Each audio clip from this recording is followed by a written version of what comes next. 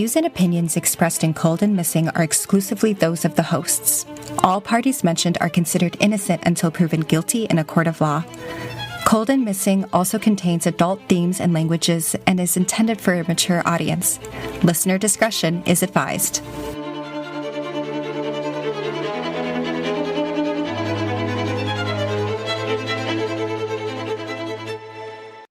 Welcome back, everyone. We hope you had a lovely weekend. Yes, welcome back, everyone. Welcome back to Cold and Missing. 5th episode. Feeling good. Feeling great. 1, 2, 3, 4, 5. Yeah, if this was Mambo number 5, this would be it. This would be the pinnacle, number 5. Lou Bega, I bet, is proud. Wherever he is. I saw a meme that was like, God did not allow my name to be in Mambo number 5 because he knew I would be too powerful. And that feels real to me. That is true. Yeah, if he said Ali, I'd be like, well, no, you couldn't tell me nothing for the rest of my life. I'd be like, well, Lou Bega, Mambo number 5. Who Bega? Lou Bega, who Bega? Okay. So we went to a monster truck rally this weekend. We did, yes. We went to a monster truck rally. A good friend of ours is an announcer for them and has been doing this for years, and it's really cool to see. I've never been to a monster truck show, but jumped in, knew everything. Who was your favorite? Gravedigger, obviously. Gravedigger! Gravedigger. It was so cool. Very loud. Very loud. If you are an adult, I recommend headphones as well. They were necessary for us. I did just want to do a quick correction to last week's episode. This is the episode with Travell Henley, and I mispronounced the middle school that he went to. A source in Ohio has told me that it is not Medina Middle School, but it's Medina. So Travell Henley was a middle schooler at Medina Middle School. Medina, not Medina. Medina. That's my correction I wanted to get in. Let's get into it, shall we? Let's start it. Is this cold or missing? This is a cold case. So we know. We know roughly what happened. And the people are deceased. Yes. All right. Okay. Let's do it. Today we are talking about Margie Dabney. So she went by Margie. And again, this is a cold case. And she was 70 years old at the time that this happened. What? Yeah. Okay. You might cry this episode, just a heads up. All right. Our listeners may not know, but Eli, as a child, he couldn't really look at elderly people without crying. He would just cry anytime he saw somebody who was really old as a child, and that kind of stays true into his 30s. He gets really sad about senior folks. I'm not sad about them. I feel sad around people that I perceive to maybe look lonely, mm-hmm. or confused, or they're in pain. I just can't. You're gonna hate this week then. I want to make it clear. I love old people. Yes. Yeah. But you just emotionally really can't handle it. Hey man. I can handle it. I got it. I can keep it together. Okay. Okay, so Margie Dabney, she's 70 years old, and the date that all of this jumps off is December 5th, 2001. And we are at the Dallas-Fort Worth Airport. So a little background information about Margie. Her and her husband, Joe, they have been married for 34 years together. She is the mother of 10. 10? Wow.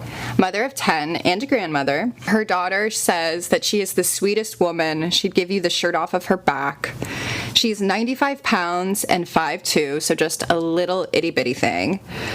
At the time she went missing, she was suffering from diabetes, high blood pressure, and Alzheimer's. And on the day she went missing, she was wearing a 2-piece knit suit, a rainbow sweater, black faux leather jacket, a green and white scarf, glasses with a chain, an Alzheimer's ID tag, and then a beige purse and an Aldi shopping bag. So incredible fashion, first of all. Incredible fashion. I think that we should notate that. Yes. It seems as if Margie is of the era, like, you are about to be in a miracle of flight through the air, so you dress up for that. You know, back in the day, like, you used to really dress up for your flights. This is 2001. Did people still do that? Well, no, but I'm saying she's older, so she might be of that generation that still I understand now, yeah. respects the sky. Okay.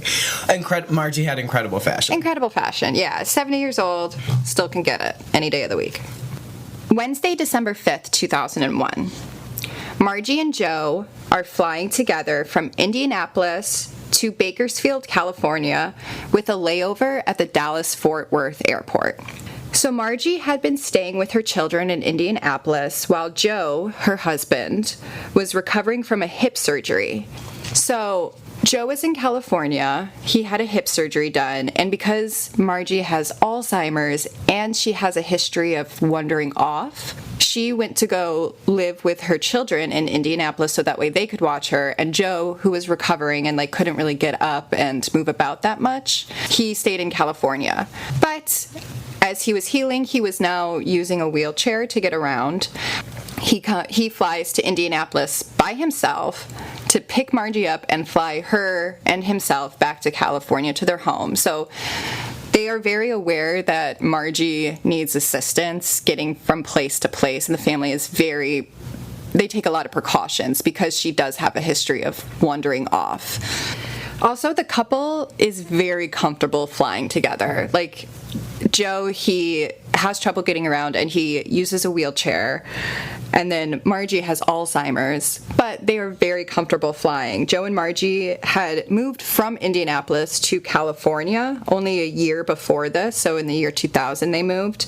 But family says that they had flown back and forward between 6 and 7 times between June and November of that year. So in a 6-month span, they were pretty much flying once a month to see their children. And they routinely asked the airlines for escorts, help getting to the gate and from the gate. So Joe and Margie, on December 5th, 2001, are driven to the airport by their daughter Candace, and they arrive between 5 and 6 a.m.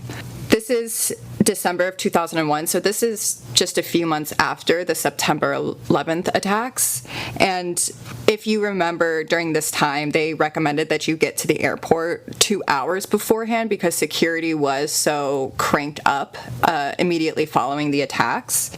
So they arrive between 5 and 6 for their 7 a.m. flight. So they get there quite early. And the flight from Indianapolis to Dallas-Fort Worth is about 2.5 hours. So that's the first leg of their journey. And then they're going to change planes and continue on to California from Dallas. During the flight, Margie becomes so confused, she tried to open a plane door in flight. Wow. Yes. But again, she's very little. She's only 95 pounds. I'm not saying she's not strong, but I know it takes quite a bit of heft to get those doors open, especially in flight, I would imagine. Yes. So, you know, she wasn't really posing a danger to the flight themselves, but the family had already told American Airlines that she had Alzheimer's, but now she's also confused and trying to open a door in the flight. So, like, she's like, I gotta get out of here. Yeah, so the crew, they know that she has Alzheimer's, and okay. American Airlines is aware that this is a passenger that needs some assistance. Okay. And at the gate in Indianapolis, she had been given a special needs lanyard. But when she arrives in Dallas-Fort Worth, staff do not see it because it has kind of gotten underneath her coat that she was wearing. So she still has it on, but nobody in Dallas-Fort Worth reported noticing it, none of the staff there. So the flight lands at Dallas-Fort Worth around 10:15 a.m. Joe and Margie wait for everybody to deplane first. They're the last two on the plane, and a flight attendant helps them get off and walks them to an escort to help them get to their next gate for California. For California. Okay. Yes. They were supposed to be two attendants, one to help Joe and one to help Margie, because, again, Joe is in a wheelchair and Margie wanders off from Alzheimer's. So two different needs, right? But the attendant who was supposed to help Margie went to the wrong gate. And so Margie does not have an escort, only Joe has one. And Joe's escort, there's a language barrier, and he does not realize that he is also now responsible for Margie. He just thinks he's in charge of Joe and getting Joe to the next gate. Okay. So the escorts were supposed to help Joe and Margie get from gate 35 to gate 39 in Terminal A. So I looked at a map of the Dallas-Fort Worth Airport. I've been there multiple times. It's very close. Yes. These gates are very close to each other. Yeah. They're 34, or they were at gate 35, 36, 37, 38, 39. Four gates. Yeah. Most of us have been to airports where we can recognize, like, that spatial awareness and how close a gate is. Yes. Like, it is visible from one to the other. Yes. And in between these gates is a bathroom. There are three versions of what happens next. There's what the airline says, what the police says, and what Joe says. But these are the critical moments of Margie's last known whereabouts, is in this moment after they have deplaned. So this is the story that the airline talks about, and this is the story that is printed the most. Joe and Margie, they have been delivered from the flight by a flight attendant to one escort. So Joe and Margie are escorted by the aide, and they tell him that they need to use the bathroom. You know, they just got off a flight.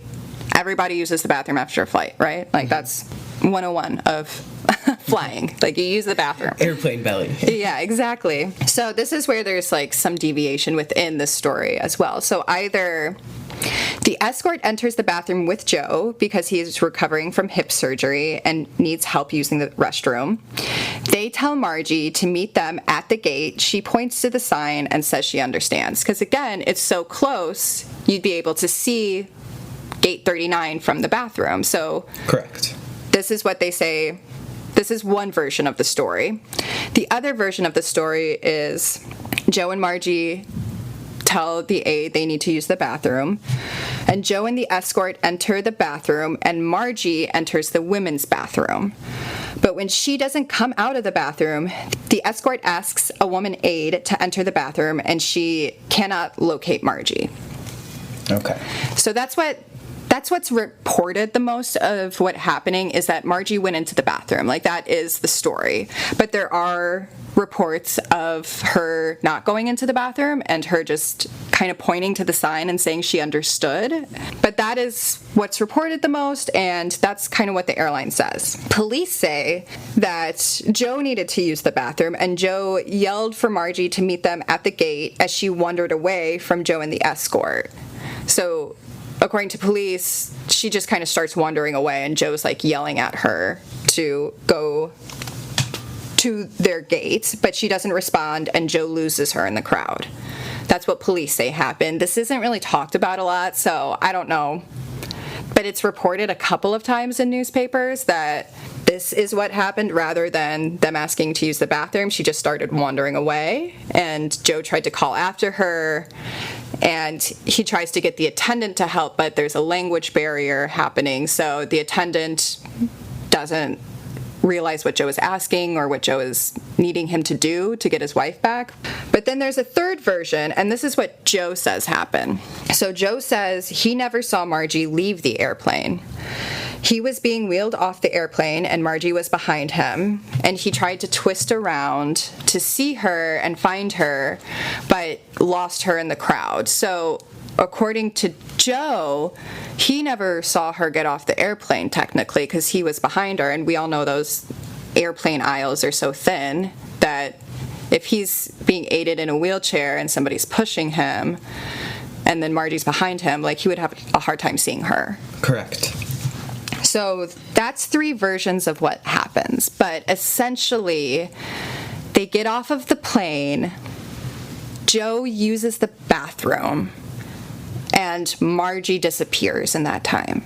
That is the last time that Joe sees Margie is right there at that plane. So either on the plane as he was getting kind of wheeled off, or as he was like entering the bathroom. But somewhere in there was the last time that Joe sees Margie. So one thing that does come up again and again is that Joe starts to fight with this attendant because his wife is not with him and he needs help. So he starts, like, at one point, Joe says that he took the leg. What's the word I'm looking for? The brake? Not the brake, but like the leg rest. That holds your foot? Yeah, the leg rest that holds your foot, and like he took it off and started like hitting the guy with it to get him to like stop, because he was like, my wife is not here, she has Alzheimer's. So he starts fighting with the attendant. Security is called, and Joe's able to communicate to security that his wife is missing and she has Alzheimer's. But again, the airline should know this because it has been previously communicated. Yes, they asked for an escort. She has a lanyard on, and she did the plane thing, where she tried to open the door. So Joe's at the gate, and he alerts the gate and security that he cannot find his wife. And so American Airline begins to search for her. They search both gates that Margie was at, so where she came from, where she was going. They start to search other gates, bathrooms, and they fail to find her. So that's the first 75 minutes, is just American Airlines searching for her. Okay. So 75 minutes after Margie's plane lands, American Airlines calls the airport police to help look for her. So this is well over an hour after she's been missing already, and they cannot find her. And Joe will beg American Airlines to call the police minutes into her disappearing. He will start begging them to call the police because she has a history of doing this, and so he wants the police involved. In talking about the search, Joe says, we went from one end to the other, upstairs, downstairs. We've asked everybody we could find, but nobody saw her. Somebody should have seen her, but they didn't. I don't know where she is. So now that the police are involved, the search expands to all of the terminals, because this is an international airport. I think there's 5 of them. So they start searching all terminals, all transportation methods within the airport, all the roads, and other areas on the 18,000-acre property. Dallas-Fort Worth is the 3rd largest airport in the world, and this is of 2022, so it is a very big airport and a very big campus around the airport. Yeah, it's similar to the size of, I don't know if you've ever been to LAX, but similar. No, yeah, I've never been to LAX or this airport, but I've been to other airports that I considered huge that did not come even up. O'Hare. Yeah, or like, the Paris airport, like I was like, this is huge, but that wasn't even close to the rank, so I'm like, this is huge. The police will use dogs and a helicopter with heat-seeking technology to help search because it is such a large campus. And on this day, December 5th, a construction worker and a pilot will say that they saw Margie wandering on the tarmac, but by the time searchers got there, she was gone. On the tarmac? On the tarmac. So she had made it outside onto where the planes are taking off. And, a pilot saw her, and I'm like, pilots have to have perfect vision. Like, not that I'm saying I don't trust a construction worker to be like, hey, I saw this old woman out here too, but I'm like, a pilot saw her? They're like, he for sure saw her. Like, they have to have great vision. That's like the requirement. But by the time searchers got to the spot on the tarmac, no sign of her. So later that night, this is still Wednesday the 5th when she goes missing, Joe is put on a flight to California later that day against his will. He does not want to get on it.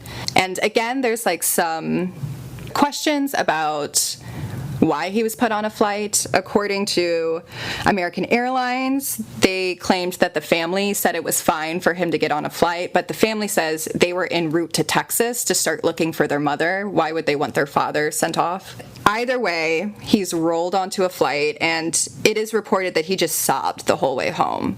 Yeah, if someone tried to do that to me with you, that poor man, that's...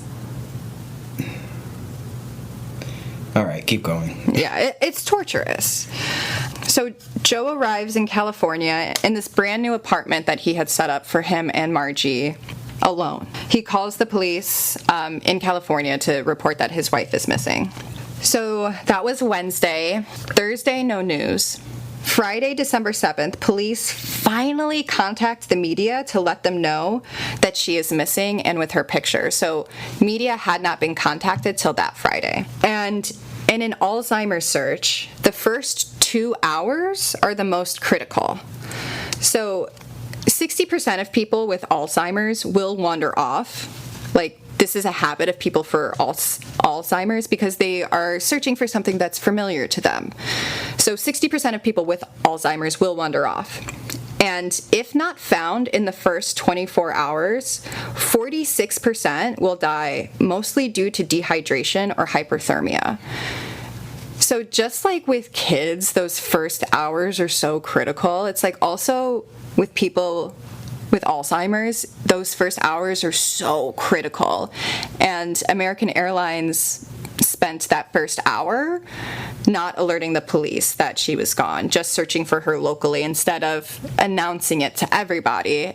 So on Friday, they finally get her picture out to the media, and an airport worker reported seeing someone who matched her description on a service road within the airport, and police arrive with dogs who pick up on her scent.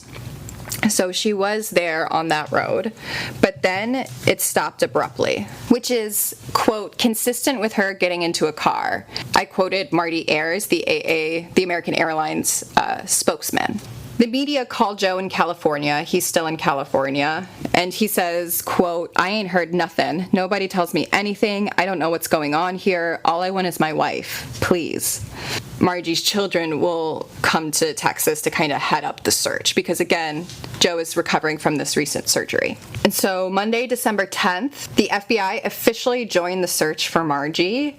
There's been no sign of her since. And at this point, the police are unsure if she's on the airport grounds any longer. So it's almost a week that she's been missing, but they're like, we really don't know if she's at the airport or not because it's so big, and she's kind of popped up a couple of times over the few days. Later that week, on Friday, December 14th, Candace, her daughter, who immediately got to Texas to start looking for her mother, she's running down leads all over Texas. There was a report that Margie was seen in Waco, Texas, and a gas station attendant swore she was in his store. So her daughter Candace is driving all over Texas just to follow down any leads, to put pictures up everywhere.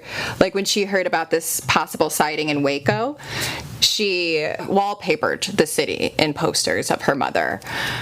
Tuesday, December 18th, this is just shy of her missing for 2 weeks. Police say she is no longer at the airport. So that is what they have accomplished in 2 weeks, is that she is no longer at the airport. And Candace, her daughter, says, quote, I'm certain she's not at the airport too. I haven't been everywhere, but I'm still trying. I know my mother wouldn't give up on me, and I won't give up on her. And Candace really becomes like the family spokesperson and like the driver of finding her mother amongst all 10 of her children. It's really Candace that's like in the media making sure her mother's story gets covered.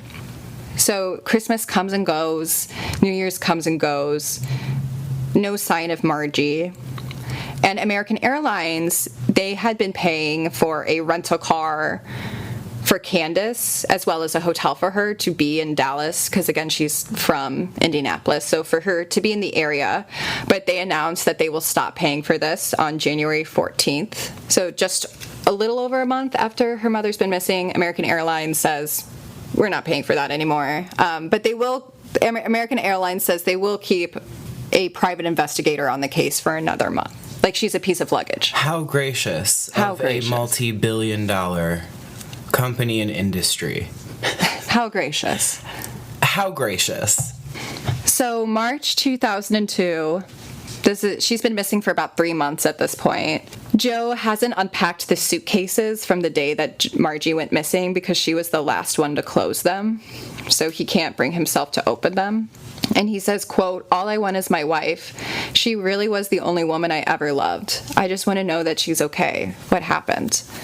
End quote. So police, in their search, they also were checking with hospitals, because in the past when Margie had wandered off, she had always gone to a hospital, and she would either ask for her mother, who died in the year 2000, or for Joe, who was having the surgery. So they check with hospitals, churches, truck stops, homeless shelters, and morgues, and there's no sign of Margie. An airport spokesman, so this is for the Dallas-Fort Worth Airport, Ken Capps, announces that the airport police will undergo training for memory-impaired people, but, quote, "we feel quite comfortable with our efforts in this case," end quote. And I'm like, what is wrong with you? You lost a woman whose family specifically requested help getting her to 4 terminals, just 4 terminals away. Like, Ken Capps, that's bullshit. And you know it. Also in March of 2002, Margie's family, they're going to hire Johnny Cochran's law firm to explore all their legal options, and also because the family was having trouble getting reports. Johnny Cochran? Yes, his law firm. So okay. Johnny Cochran, he does speak a little bit on this case, but it's another lawyer in his law firm that mainly handles it. And if our listeners don't know, Johnny Cochran famously defended O.J. Simpson, and that is how he became, or maybe he was a famous lawyer before that. I don't know. I was very young at the time, but but I know that is kind of like how he is forever in pop culture, is the O.J. Simpson case. The family also hires the legal firm because they are having trouble getting all the reports that the American Airlines private eye, American Airlines isn't being forthcoming with giving the family all that information. So they hire a law firm so they can get all the information to find their mother. So April 2002, 4 months missing. American Airlines offers a $10,000 reward, again, because they're so gracious. And on April 18th, Joe files a lawsuit against American Airlines.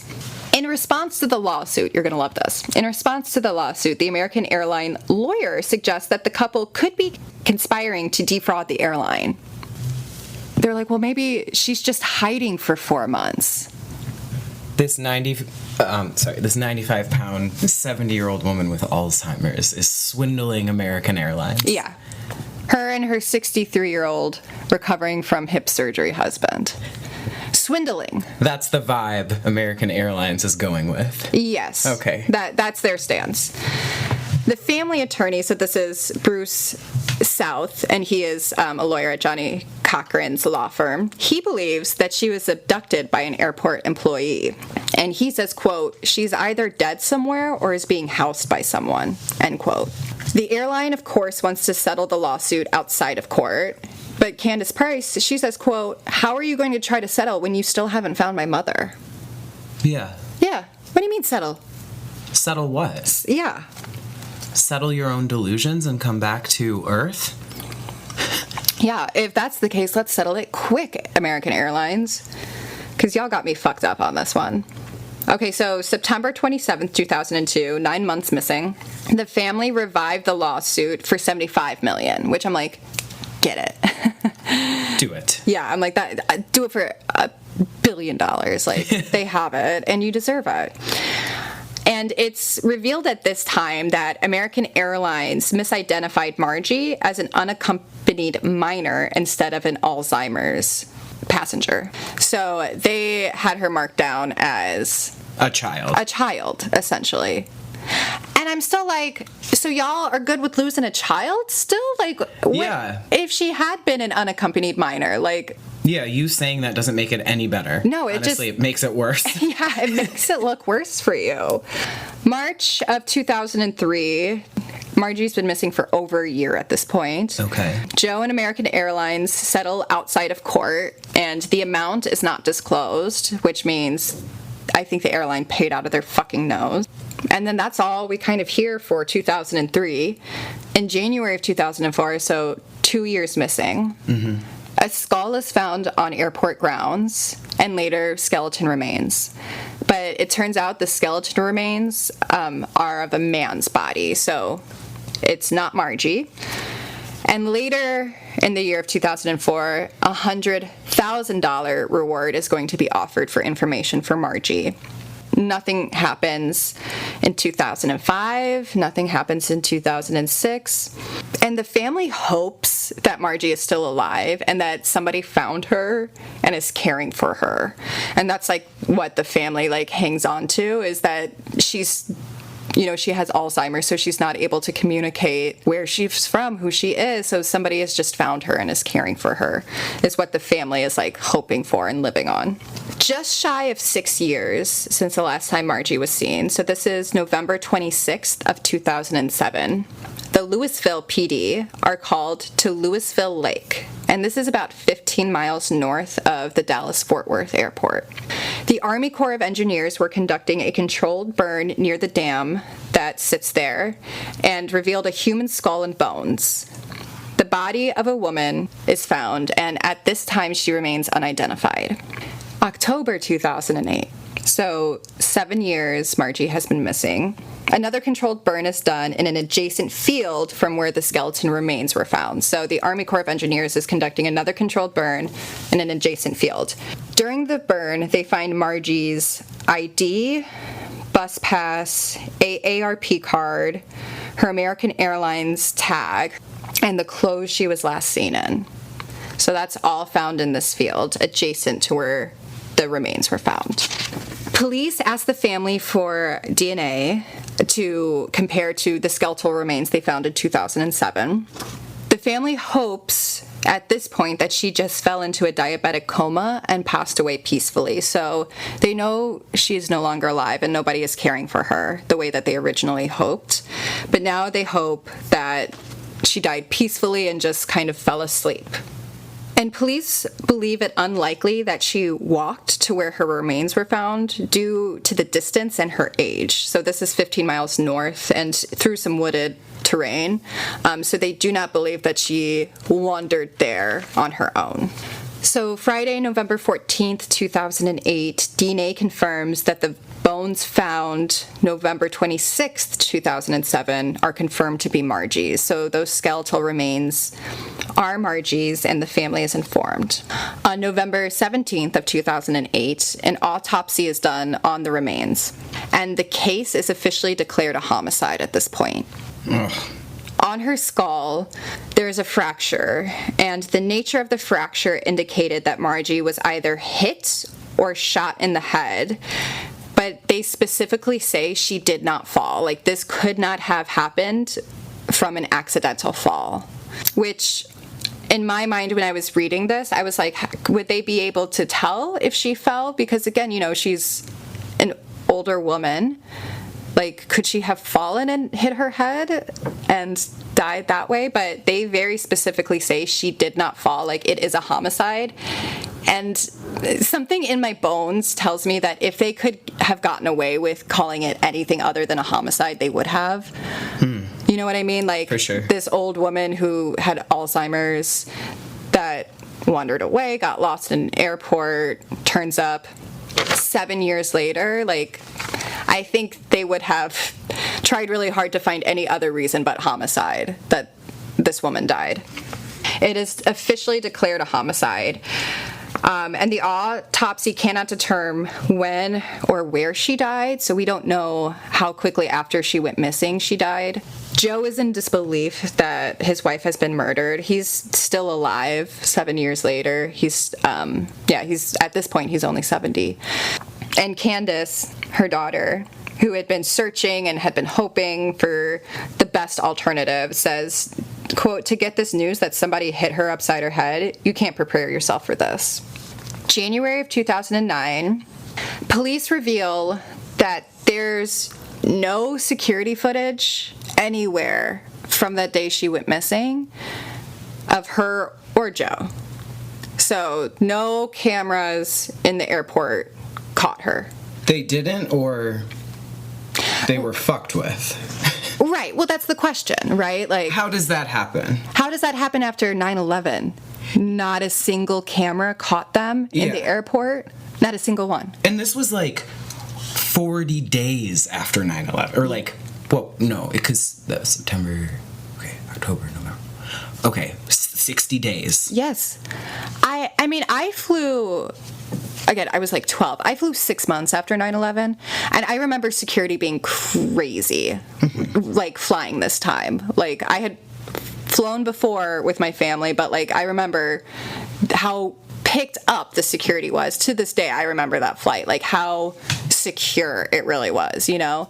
And so that's the question. Like, so was Dallas Fort Worth But you know what? not prepared? Think about what I've experienced as a trans person walking through TSA.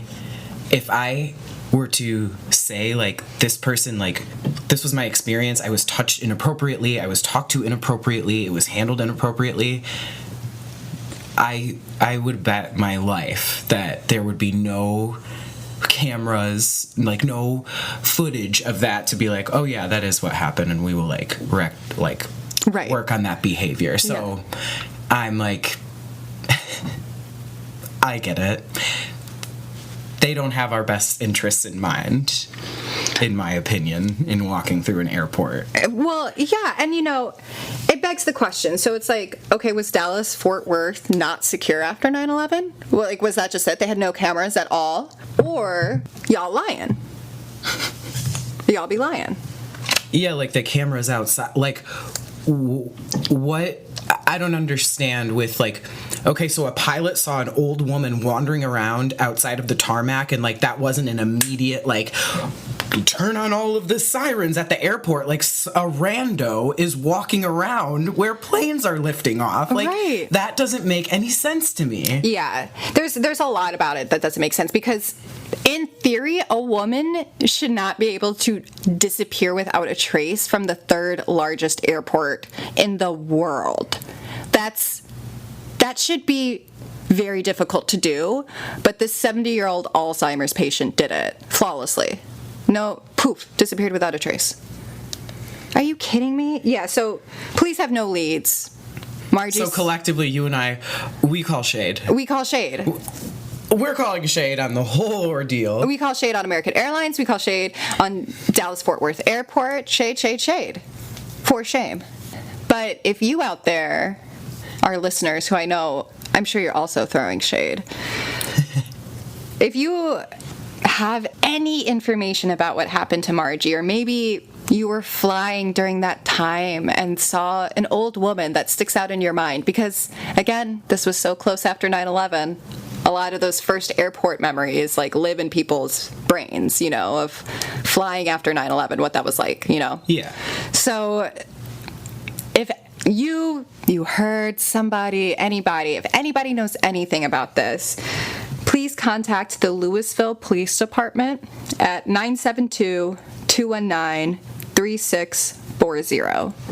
And the sources for today's podcast come from the City of Louisville, Bakersfield.com, WFAA News, the New York Times, Fort Worth Star-Telegram, the Birmingham Post-Herald, the Sacramento Bee, the San Angelo Standard-Times, the Miami Herald, Longview Daily News, the Courier, the Indianapolis Star, Austin American Statesman, the Salina Journal, the Fresno Bee, Corpus Christi Caller Times, Lancaster New Era, the Modesto Bee, and Longview News Journal.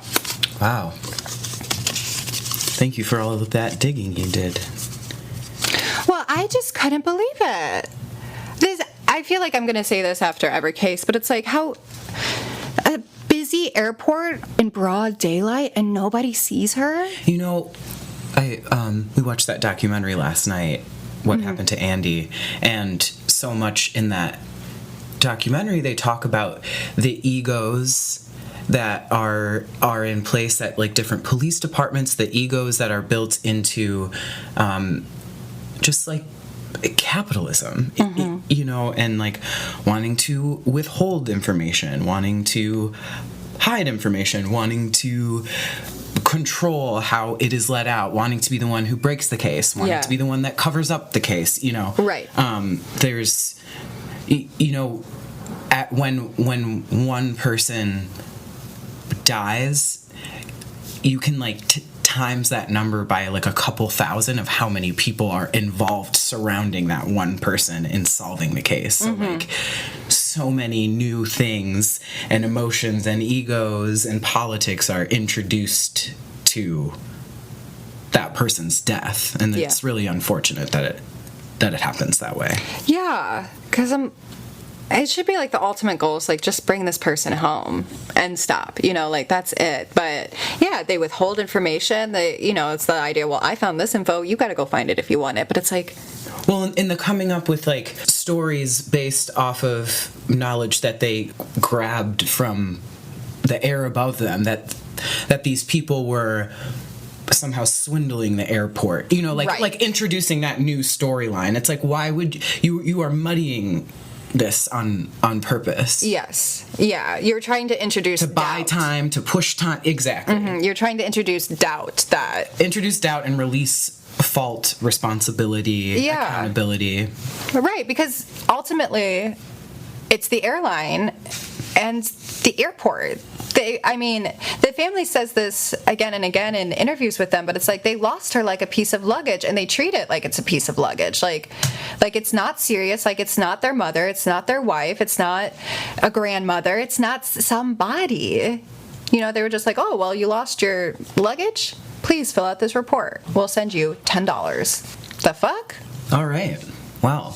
Those are our thoughts. We look forward to hearing what you have to say about this episode. Yes, if you are enjoying what we're doing here and are enjoying the podcast, please subscribe to us, rate and review it, tell your friends about it. Ultimately, our goal is to get as many ears on these stories as possible because somebody out there knows something. So spread it around. Yeah, and we'll be back next week. We hope you have a great week. Thank you for listening. Yeah, have a good week, y'all.